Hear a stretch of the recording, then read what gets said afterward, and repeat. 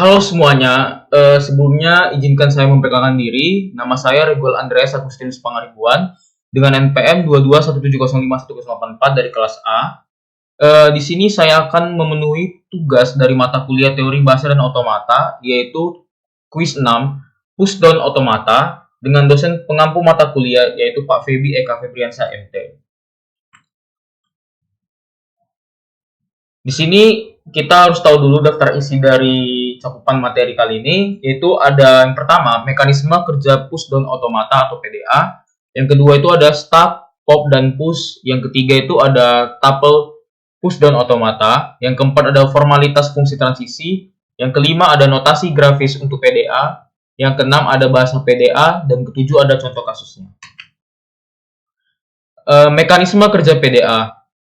Itu yang pertama, PDA ini merupakan mesin otomata dari bahasa bebas konteks. Terus, jika FSA memiliki kemampuan memori yang terbatas, pada PDA didefinisikan sebagai sebuah tempat penyimpanan yang tidak terbatas yang berupa stack atau tumpukan. Nah, stack ini merupakan kumpulan elemen-elemen sejenis dengan sifat penambahan elemen dan pengambilan elemen melalui suatu tempat yang disebut puncak stack atau top of stack. Nah, setelah pengambilan elemen dari stack yang dinyatakan dengan operasi pop, maka elemen tersebut akan dimasukkan ke dalam stack dan dinyatakan dengan operasi push.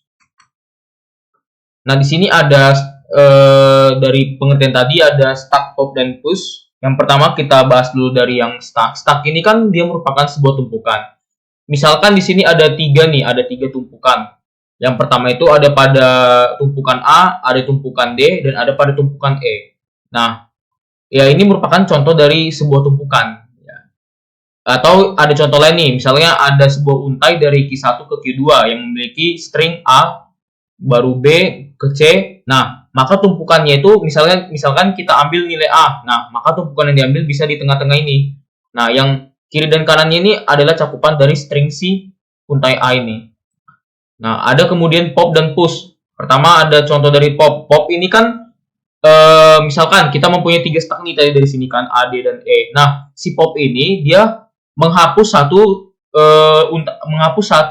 sebuah untai itu. Maksudnya misalnya ini kan yang dihapus ini A kan, maka yang tersedia di dalam string ini ada D dan E. Nah, jika si A tadi dihapus, dihilangkan, maka sebenarnya kita bisa melakukan yang namanya push. Nah, push itu kayak sebagai pergantian atau pengambilan nilai dari si untai string itu. Maka dia nilainya B, kita masukin sini B, D, dan E. Walaupun dia sama-sama sebenarnya dalam satu stack gitu, dalam satu tumpukan. Kemudian ada tuple PDA. Tuple PDA atau pushdown otomata memiliki 7 yang resmi, yang spesifikasinya kita lambangkan sebagai M. Itu yang pertama ada pada key. Key ini merupakan yaitu keadaan atau himpunan state awal lah biasanya. Yang kedua itu ada himpunan simbol input atau alfabet masukan sama.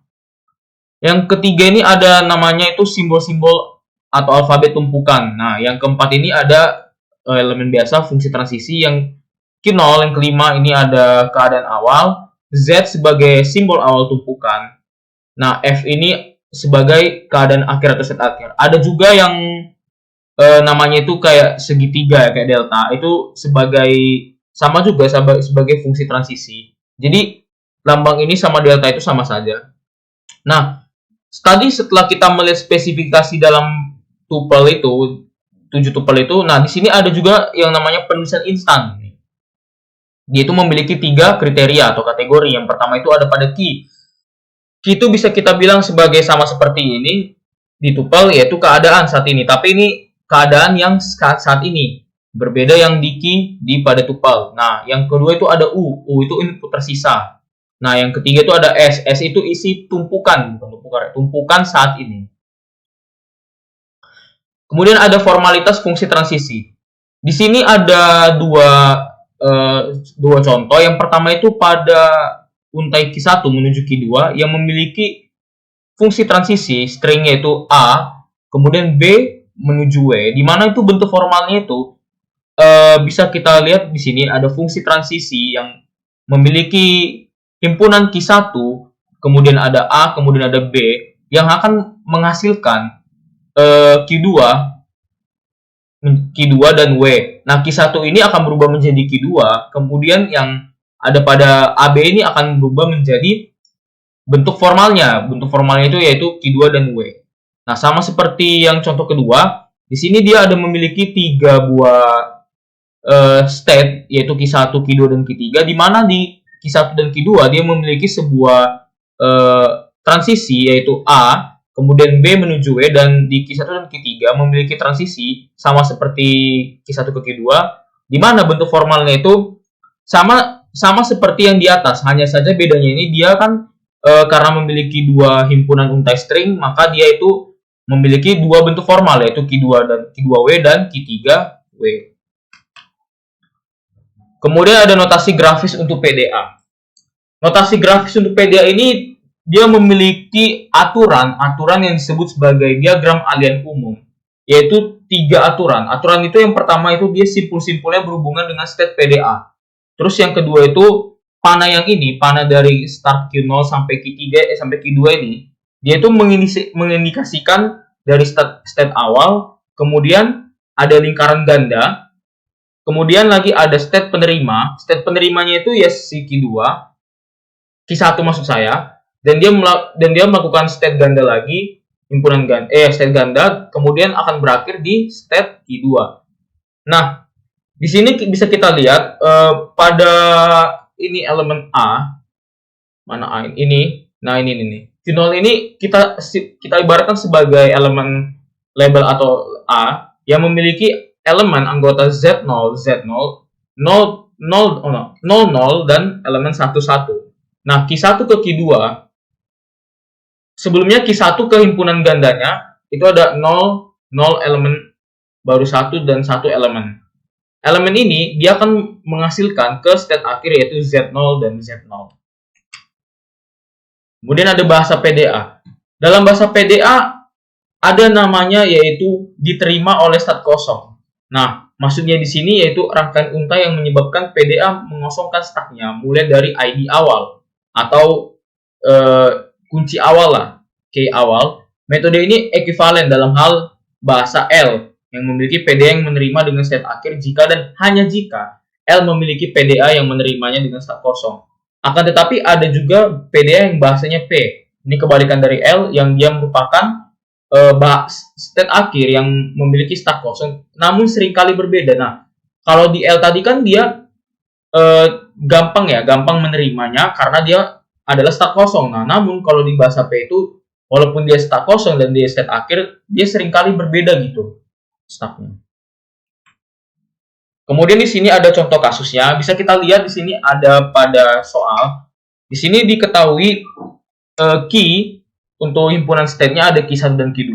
Kemudian simbol inputnya ada A dan B. Kemudian ada tumpukannya A, B, Z. Kemudian ada state awalnya yaitu Q1. State akhirnya di Q2. Kemudian ada awal tumpukannya yaitu Z dan akhir tumpukannya yaitu Z. Bisa kita lihat pada fungsi transisi berikut, di mana Q1 empty dan Z itu bakalan menghasilkan Q2 dan Z. Di sini dapat kita baca atau kita lambangkan bahwasannya sebenarnya Q1 ini dia menghasilkan Q2.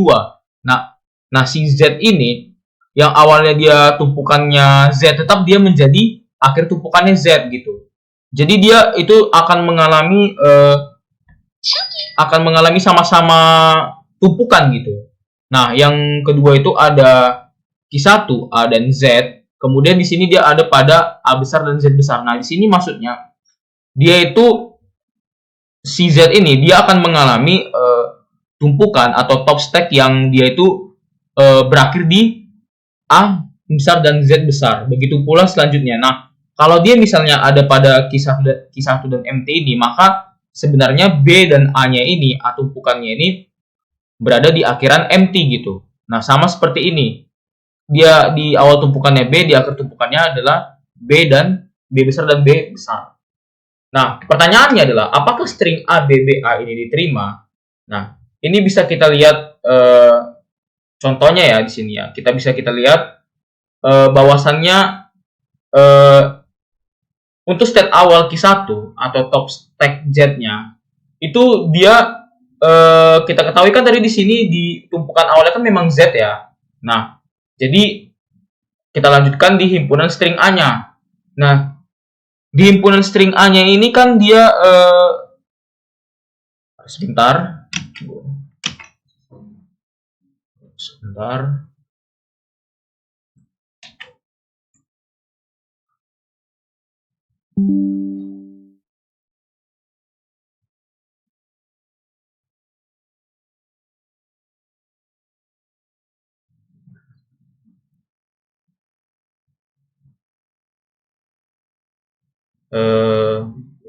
Kita lanjut saja ya.